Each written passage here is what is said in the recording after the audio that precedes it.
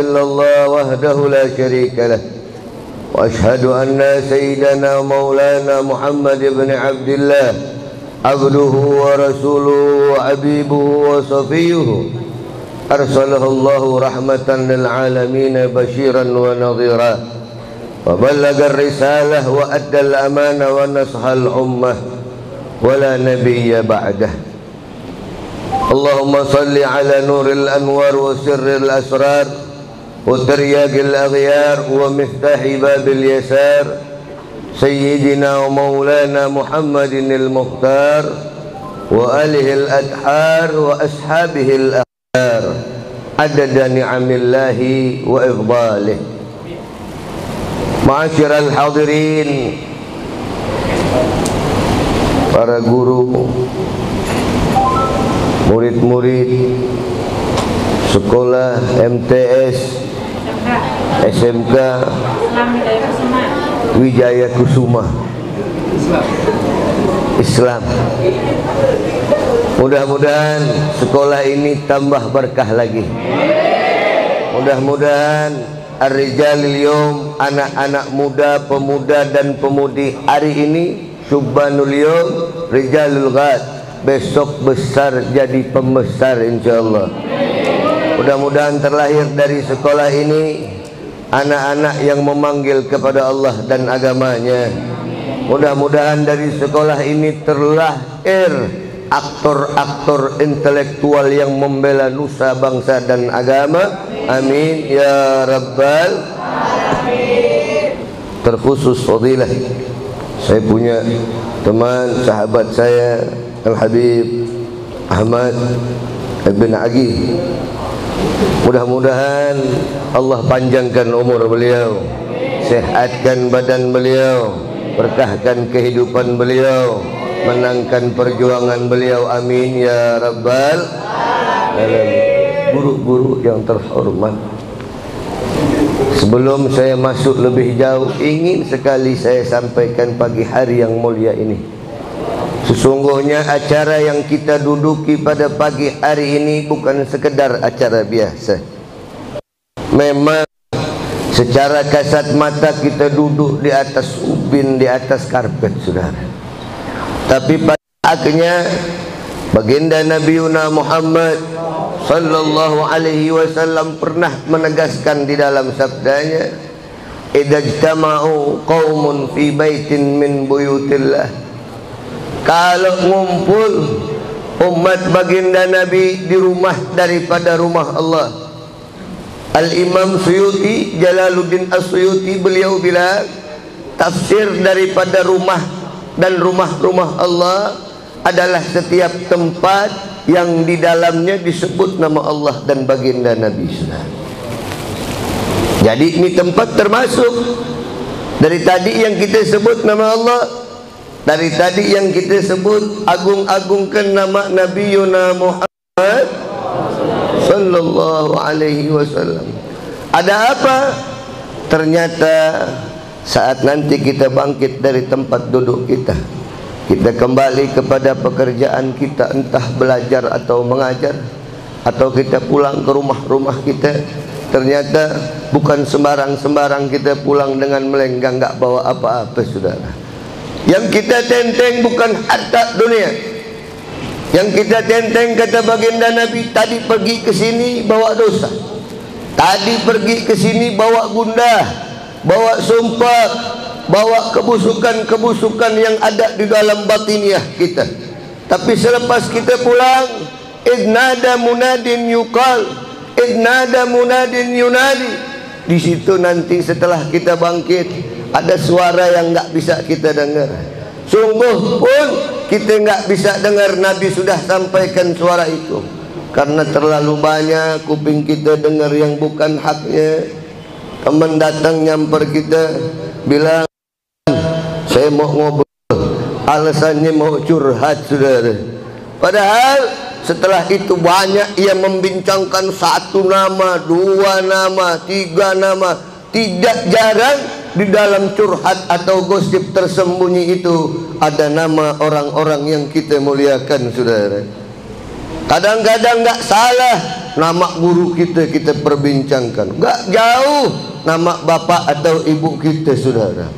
Sehingga Allah berikan tabir, Allah berikan hijab, penghalang daripada telinga kita untuk mendengar panggilan itu. Kalau dibuka Allah, kalau Allah berkenan membuka hijab kita, maka kita akan menyaksikan sabda baginda Nabi. Apa, saudara? Munadin yunadi, qumu maghfuran lakum. Bangkitlah, kata malaikat, pulanglah ke tempatmu masing-masing, sungguh dosa-dosamu telah diampunkan Allah. Alhamdulillah. Ini yang ngomong As-Sadiqil Masduq, yang pernah menjadi orang yang paling jujur dan yang paling dipercayai, Nabiyuna Muhammad sallallahu alaihi wasallam. Jadi kita pulang tadi kemari bawa dosa, pulang udah ringan dosa kita, sudah diampunkan. Alhamdulillah. Ikhwan yang dimuliakan Allah, bicara tentang maulid, bicara tentang kiprah mulia baginda Nabiyuna Muhammad sallallahu alaihi wasallam. Kiprah seorang yang paling mulia, yang dipuji di alam dan di alam dunia dan di alam akhirat. Beliau namanya sudah disebut-sebut di dalam Taurat, sudah disebut di dalam Injil, bahkan bukan cuma Nabi, Allah Ta'ala tegaskan dalam Al-Quranil Karim. Coba lihat surat Al-Fatah, nanti pulang buka Al-Quran, lihat surat Al-Fatah. Muhammadur Rasulullah walladzina ma'ahu asyiddau 'alal kuffar rahamau bainahum tarahum ruk'an sujada yabtaguna fadlan minallahi wa ridwana simahum fi wujuhihim min atharis sujud dzalika mathalahum fit Taurat. Jadi Nabi Muhammad dan para sahabatnya sudah dipermisalkan, sudah diberbicarakan oleh Allah Ta'ala di dalam Taurat. Wa mathalahum fil Injil, begitu juga di dalam Injil, saudara. Nama Nabi Muhammad di dalam Taurat namanya Ahyad. Ahyad, alif, ha, ya sama dal, saudara. Makanya ada, kita punya habaib belum lama beliau pulang ke rahmatullah, namanya Ahyad Banahsan. Beliau ini nama, kata lain nama Nabi Muhammad di dalam Taurat. Ahyad, biar tahu nih umat Nabi. Ya, hari ini jangan krisis karakter, apalagi anak-anak pelajar ini adalah yang menggenggam tali persamaan kepada Nabi. Apa tali itu? Tidak lain dan tidak bukan adalah ilmu, saudara. Ilmu adalah perahu yang akan membawa kita kepada muara Nabi Muhammad. Tanpa ilmu, seseorang telah mati walaupun dia belum masuk ke dalam kubur, saudara. Coba kita ulang Al-Imam dari Habib Umar yang buku mereka masih dibaca, wirid-wirid mereka terdengar di masjid-masjid dikumandangkan, saudara. Maulid-maulid mereka dibaca, sungguh pun mereka sudah pulang ke haribaan Allah, tapi seakan-akan mereka masih hidup di tengah-tengah kita, saudara. Fatwanya orang-orang dulu ada di dalam meja-meja orang-orang saleh, saudara. Sungguh pun mereka pulang menghadap Allah Ta'ala, tapi karya-karyanya masih dibaca. Berbeda, wa qaumun, katanya, ya ada sebagian kaum finnasi amwatu, di dalam kehidupan bermanusia seakan-akan sudah mati, nggak ada berikan manfaat.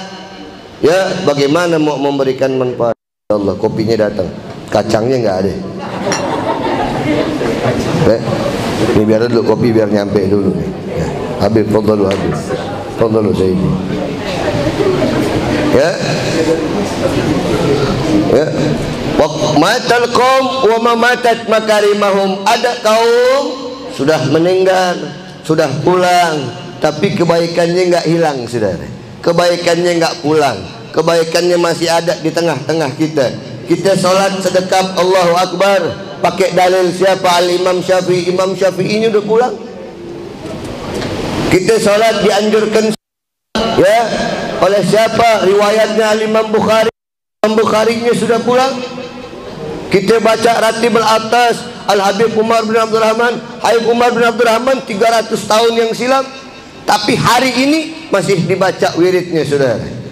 Coba lihat, ada sebagian manusia masih hidup tapi seakan-akan telah mati, saudara. Ngerasa hidup sendiri, saya paling hidup sendiri, ternyata sudah mati. Belum mati, belum dikubur, tapi udah nggak ada manfaat buat orang lain, apalagi udah nggak bermanfaat. Janganlah menjadi tim sukses kedatangan Dajjal, saudara. Kok bisa, Bu, Pak, dibilang tim sukses kedatangan Dajjal? Saya teringat sabda seorang manusia suci pilihan Allah, baginda Nabi. Apa kata Nabi, saudara? Tanda-tanda datangnya kiamat, antalidal ammata rabbataha, melahirkan seorang budak majikannya sendiri. Bu, maafin saya harus ngomong biar anak-anak dengar.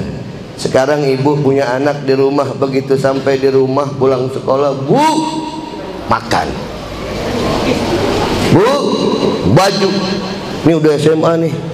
SMA kan nih? Kumis udah pada nunggu. Gak boleh panggil mak, baju mana? Bajunya nggak ada. Mana? Begitu juga minta dicuciin baju, begitu cuci nggak sengaja, ibunya masukin pemutih, saudara. Akhirnya bajunya belang-belang, dimaki-maki ibunya, saudara.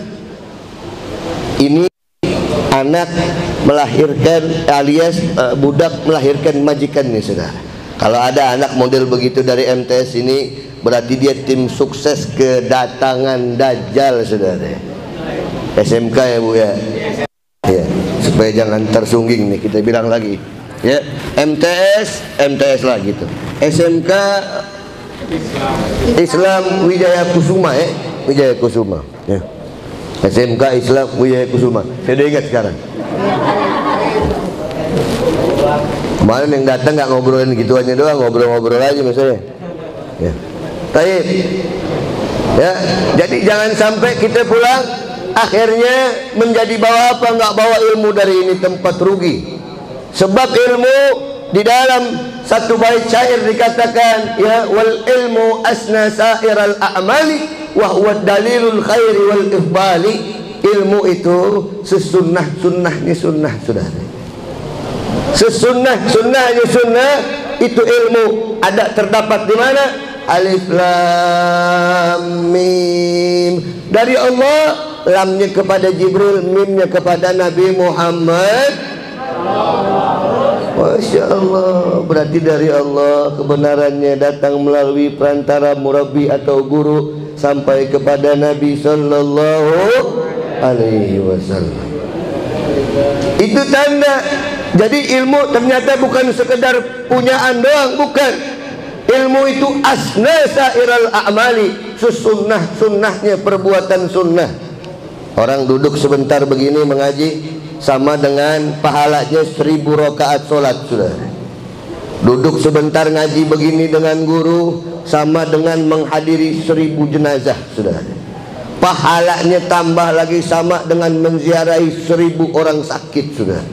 Mau tahu pahala satu menziarahi orang sakit, maka seakan-akan Allah Ta'ala telah mengembalikan dia lagi dari perut ibundanya. Suci bersih kita pulang jenguk orang sakit. Kalau 1000 orang, 1000 salat diterima Allah Ta'ala, ada 1000 fatihah di dalamnya, ada 1000 tasbih, ada 1000 takbir, ada 1000 tahmid, ada 1000 selawat kepada baginda Nabi Yuna Muhammad. Maka sungguh ikhwan yang dimuliakan Allah, Nabi bilang kepada kita, khafat alaihimul malaikah. Ini kita nggak lihat, ya, ada tabir-tabir tadi hijab. Mata sering mandang yang bukan muhrim. Kalau mandang, Bu, Pak, ini anak murid kadang-kadang ini palanya kayak ada murni, Pak, bisa muter 360 derajat. Orangnya tegak begini, kalau ngeliat, wah, bisa muter 360 derajat. Ada yang begitu di sini? Nggak ada, insya Allah. Itu yang sekolahan sebelah sono tuh, bukan yang di mari, bukan yang sonoan dikit. Di sini alhamdulillah nggak ada. Ikhwan yang dimuliakan Allah Subhanahu wa Ta'ala, maka sesungguhnya ini sedang ada malaikat mengitari kita. Cuman lagi-lagi mata kita dihijab oleh Allah Ta'ala. Hijab tabir itu karena sebab kita yang buat, bikin maksiat, tambah hijab. Kalau Allah buka, niscaya kita akan melihat malaikat sedang memutari kita. Sampai mana? Sampai sisi Allah Subhanahu wa ta'ala. Wa anzalat alaihimus sakinah, turun rasa tenang. Tadi di rumah gelisah aja, apalagi panitia, wah Habib datang nggak nih, pusing dia. Tapi begitu sampai di sini, Allah Ta'ala bilang lewat lisan mulia baginda Nabi, sesungguhnya Allah akan menurunkan ketentraman di dalam hati kita. Saya pulang masih sumpek aja. Jangan periksa orang lain, periksa diri kita sendiri. Ya, al-a'ma wa in lam yaral qamar. Didengarin. Ada kadang orang sama fadilah, sama keutamaan, sama kemuliaan nggak percaya. Nggak apa-apa, tapi dengarkan kalimat ini. Al-a'ma wa in lam yaral qamar. Orang buta biarpun nggak ngelihat matahari, saudara, ataupun bulan. Orang buta bisa lihat? Dilihat matahari, nggak ada cahaya matahari, boleh bilang begitu? Nggak boleh. Al-mazhum wa illam yashummil ambar. Orang pilek biarpun nggak bisa nyium bau misik, sudah. Ada orang hidungnya mampet, dikasihin kopi, ini apa nih? Kopi kok nggak ada baunya, kan situ pilek. Dikasih minyak wangi, nggak ada wanginya, karena pilek. Boleh dia bilang nggak ada wanginya? Nggak boleh, saudara. Kenapa? Karena ada kekurangan di dalam dirinya. Yang nggak bisa ngelihat matahari karena buta, yang nggak bisa nyium karena pilek, maka sungguhlah dia tidak boleh mengingkari yang ada tersebut, saudara. Kenapa? Karena mungkin hati kita belum sempurna nerimanya, mungkin hatinya masih kotor, saudara. Ikhwan yang dimuliakan Allah Subhanahu wa ta'ala, baginda Nabiuna Muhammad sallallahu alaihi wasallam bilang di dalam hadisnya, man kana akhira umrihi la ilaha illallah dakhala al-jannah. Orang yang akhir umur la illallah masuk surga. Ada 3 golongan yang bakal diangkat sama Nabi daripada neraka, saudara. Rombongan yang pertama yang imannya bagus, yang pahalanya melebihi maksiatnya. Rombongan yang kedua yang pahala sama maksiatnya sama, saudara. Akhirnya Allah masukin dalam surga. Yang ketiga yang pahalanya segede batu, dosanya segede gunung, saudara. Ini diampun Allah, diambil sama baginda Nabi yang hari ini kita baca maulidnya, kiprah sejarah hidupnya. Ternyata Nabilah orang yang paling mencintai kita. Sungguh pun neraka jauh. Neraka itu hadirin sugbah. Sugbah itu artinya lobang. Lobang tadi itu panjangnya ke dalam, nggak panjang-panjang banget, 360.000 tahun, Bu. Imam Jalaluddin Suyuti bilang 360.000 tahun. Satu harinya sama dengan 1000 tahun di bumi. Tinggal kali sendiri. Kapan kita sampai ke bawah, saudara? Sedangkan 200.000 tahun sebelum kita sampai ke mulut neraka, itu kita punya kulit muka dalam sebagian riwayat dikatakan sudah terkelopek, saudara. 200.000 tahun kena uapnya neraka, Masya Allah, di muka udah pada terkelopek nih. Inna lillahi wa inna ilaihi rajiun. Tapi ada, sungguh pun begitu, ada seorang yang sangat mencintai kita, menyayangi kita, mendamba kita, merindu kita, mau bertemu dengan kita. 1400 tahun cintanya dipegang oleh beliau, tidak beliau sirnakan sama sekali. Bahkan nanti yaumul qiyamah beliau akan jemput umat-umatnya yang ada di dalam neraka. Beliau turun ke dalam neraka, saudara. Tapi Al-Faqir berdoa kepada Allah, mudah-mudahan yang duduk pagi hari ini tidak ada yang membebankan Muhammad. Mudah-mudahan kita bisa masuk surga pakai amal kita. Amin ya Rabbal. Jangan sampai kita bebanin Nabi. Bapak kita nggak boleh bikin begitu, apalagi bikin Nabi Muhammad turun ke dalam neraka. Neraka panas hadirin, sungguh pun neraka panas. Demi cintanya Nabi kepada umat, Nabi rela terjun masuk ke dalam neraka untuk menyelamatkan umat. Umat siapa? Umat Nabi yang golongannya ketiga. Ini golongannya golongan rendah nih, ya, udah pernah masuk neraka, residivis neraka. Ada di jidatnya RN. Apa itu? Residivis neraka. Walaupun sudah masuk surga, saudara, tapi malu baginda Nabi, kesian Nabi. Siapa yang dijemput Nabi? Man fi qalbihi mithqala dzarratin min la ilaha illallah, yang dalam hatinya ada sebutir kalimat la ilaha illallah. Itu kan Nabi yang bilang. Kenapa Ustadz bilang la ilaha illallah nggak make sense? Kalimatnya doang bisa masuk ke dalam surga. Dulu kita Pak, waktu kawin nikah, saya terima nikah dan kawinnya Fulanah binti Fulan dengan mas kawin, emasnya Monas dibayar tuh. Itu ucapan doang apa yang mau ditabok Pak? Ucapan doang. Ucapan bisa bikin sah, giliran begitu yakin akad. Saya beli, saya jual, saya beli rumah ini dengan sekian-sekian, harganya dibayar tunai, sah. Giliran itu bisa sah, giliran la ilaha illallah dia ragu Pak. Payah mentol korek emang Pak. Jangan ikutin, walaupun dia kiai, walaupun dia alim, walaupun dia profesor, harus ada prinsip dalam kehidupan saudara. Itu cuma datang daripada ilmu. Duh, rugi orang kalau nggak bisa tahu ilmu, rugi. Jadi dipercaya, oh iya ya, la ilaha illallah masa bisa bikin orang masuk. Kalau orangnya pendosa, sungguh pun dia pendosa, sungguh pun dia seorang yang brengsek, dia masuk ke dalam neraka. Nanti Nabi Muhammad, walaupun di hatinya cuma ada sebutir la ilaha illallah, akan diselamatkan dia dari dalam neraka. Artinya kalimat la ilaha illallah cukup membuat kita masuk ke dalam surga. Jadi besok kalau ada yang bilang sama kita, kalimat la ilaha illallah nggak make sense, nggak bisa, cuman kalimat la ilaha illallah aja bisa bikin masuk surga, percaya jangan. Jangan percaya ente. Itu perkataan yang salah, membelakangi aturan Allah. La ilaha illallah itu kunci hidup kita. Dengannya kita hidup, dengannya kita mati. Dengannya insya Allah kita dibangkitkan Allah subhanahu wa ta'ala. Ya, bicara tentang Nabi, saya nggak mau bicara panjang-panjang, nanti ada Habib yang jelasin. Ya, saya cuma kasih sedikit-sedikit aja tentang Nabi.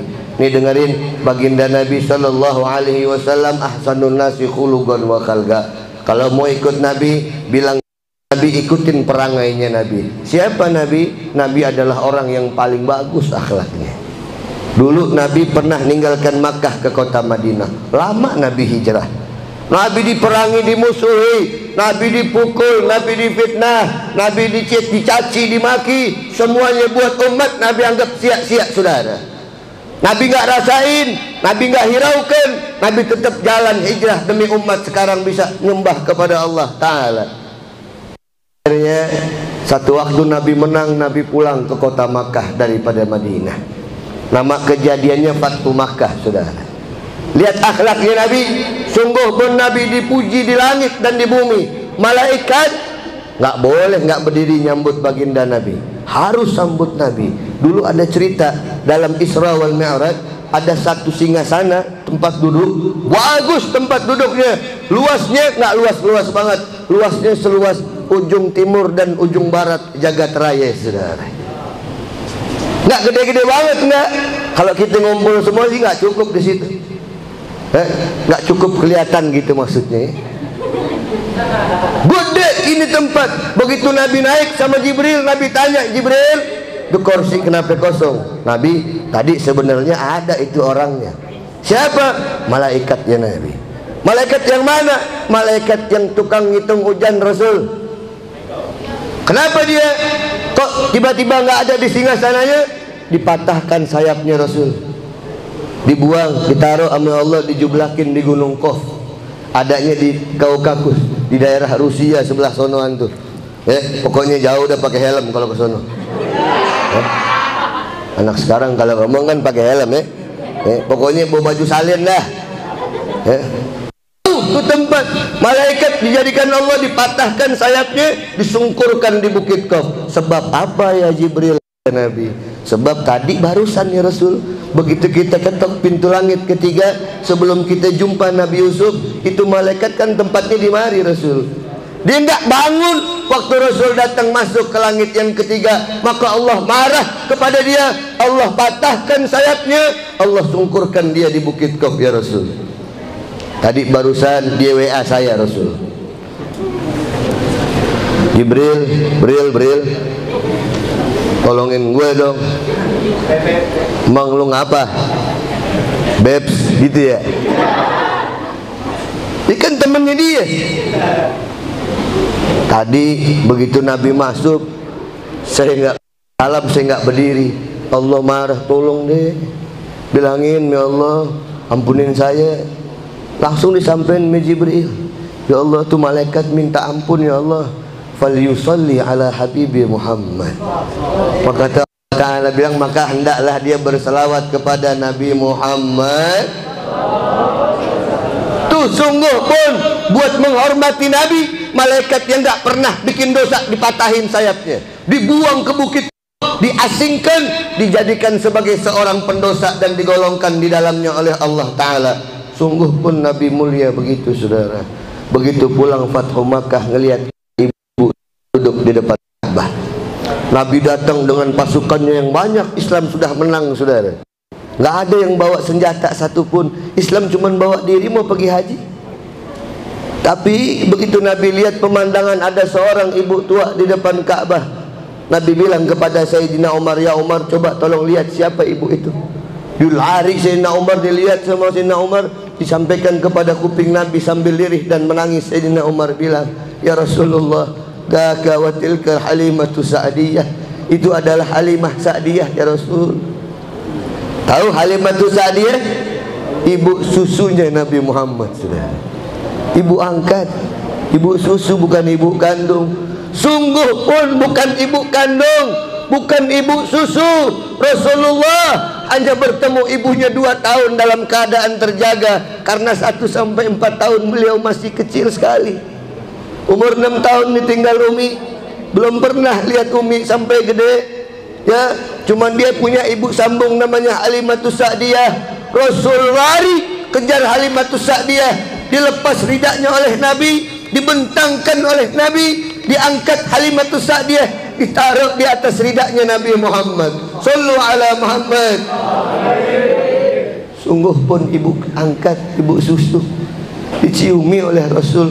Rasul bilang, hada ummi, hada ummi, ini ibu saya, ini ibu saya. Sampai Sayyidina Abu Bakar colek-colek Rasul, siapa ibunda ini? Begitu beruntungnya ia duduk di atas ridak mulia Nabi Muhammad. Dia adalah ibuku, kata Rasul. Lihat tuh Rasul angkat. Bagaimana kalau Rasul masih ada ibu kandungnya saudara? Bagaimana Rasul kalau masih ada Sayyidatu Aminah bintu Wahab? Pastilah beliau akan merobek seluruh bajunya, beliau akan jadikan sebagai alas untuk duduk ibundanya saudara. Sallu ala Muhammad. Kalau mau ikutin Nabi jangan pulang kaki sepatu tendang, satu di barat, tendang lagi sepatu di timur, kos kaki satu selatan, satu utara, emaknya yang mengutin. Kumis udah pada numbuh, malu. Yang rapih, nah ini bukan kita ngomong kenceng, ini biar kita tahu banyak orang sekarang terselubung di balik rupanya yang mengaku Islam, ternyata akhlaknya tidak jauh daripada orang Islam. Lu musibahnya dikit, paling kalau main bola paling parah nih besot doang udah, sampai sobek kaki kena beling pak, itu doang. Anak sekarang patah, pindah engsel, masya Allah. Bagaimana nggak begitu? Kalau anak dulu nih main petir-petir, main bola, main dia. Tapi didatangin dulu ibunya, biar hujan-hujan nih sebelum mendung dia cium tangan ibunya, Bu, Mi, pergi dulu ya main bola. Jangan Mi, tolong deh Mi, kalau nggak pergi nggak enak banget nih. Kasih sama ibunya. Tuh doa ibu, petir nggak bisa nyamber saudara. Padahal Main tuh 2 meter petir di depan saya, Pak. Anak sekarang kagak petir, Bu, samber. Emaknya dibikin kayak patung, lewat aja, ntar masuk lagi, ntar keluar lagi, ntar masuk lagi. Kata emaknya, salam kagak lo dari tadi. Nah ini jadi kalau kita mau ikut akhlak Nabi, contoh baginda Nabi sama ibu angkatnya begitu, bagaimana dengan ibu kandungnya, saudara? Gurumu adalah orang tuamu. Orang tua 3 ingat, ada guru yang mengajarkan kita ilmu, dan Sayyidina Ali bilang, ana abdun liman 'allamani harfan wahida, saya menjadi hamba buat orang yang mengajari saya 1 huruf saja, saya menjadi hamba untuk beliau. Dan orang yang menikahkan anak perempuannya nanti kepadamu, itu juga ibu juga, bapak juga, ya, mertua. Itu mertua termasuk daripada orang tua. Kadang-kadang orang tua kita kasih lebihan dikit, mertua separuh aja dah. Gak boleh, Pak, mestinya kasih semuanya, ya, habis tuh dompet itu. Gak apa-apa, tapi yang penting jangan sampai kita tidak mencontoh akhlak mulia Nabi Muhammad. Saya cuma kasih contoh nih. Ini ada anak sekarang nanti kalau udah kerja, Habib doain mudah-mudahan rezekinya pada banyak, ya, jadi orang kaya. Habib doain mudah-mudahan rezekinya pada banyak, ya, jadi orang kaya, jadi orang kaya. Kalau jadi orang kaya sama ibu, jangan taruh duit dalam amplop, kurang ajar. Jangan taruh duit dalam amplop, kurang ajar.